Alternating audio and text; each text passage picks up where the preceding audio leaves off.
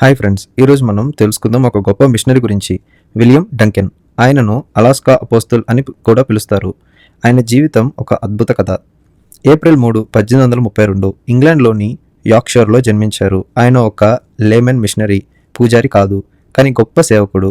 1857లో church machinery society CMS తరపున కెనడాకు వచ్చారు. 1858లో British కొలంబియాలోని port సింపాన్స్కు చేరుకున్నారు.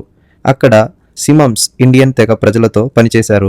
1862లో భయంకరమైన స్మాల్ పాక్స్ వ్యాధి వచ్చినప్పుడు వేలాది మంది మరణించారు.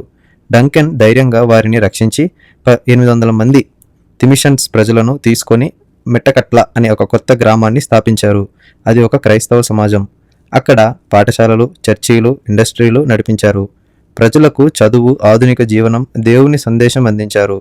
కానీ 1880లలో ఆంగ్లికన్ చర్చ్తో విభేదాలు వచ్చాయి. అందుకే 1887లో అదే ప్రజలతో అలాస్కాలోని అనెట్ ద్వీపంలో కొత్త మెట్టకట్ల స్థాపించారు. ఇది ఇప్పటికీ ఉంది. విలియం డంకెన్ 1918 ఆగస్టు 30న 86 ఏళ్ల వయసులో మరణించారు. ఆయన జీవితం ఒక ఉదాహరణ. ధైర్యం, సేవ, విశ్వాసం. ఆయన లాంటి మిషనరీలు ప్రపంచాన్ని మార్చారు. ఛానల్ ని లైక్ చేయండి, షేర్ చేయండి, తప్పక సబ్స్క్రైబ్ చేసుకోండి మరిన్ని బైబిల్ మిస్టరీస్ అండ్ మిషనరీస్ గురించి తెలుసుకోవాలని. Thank you.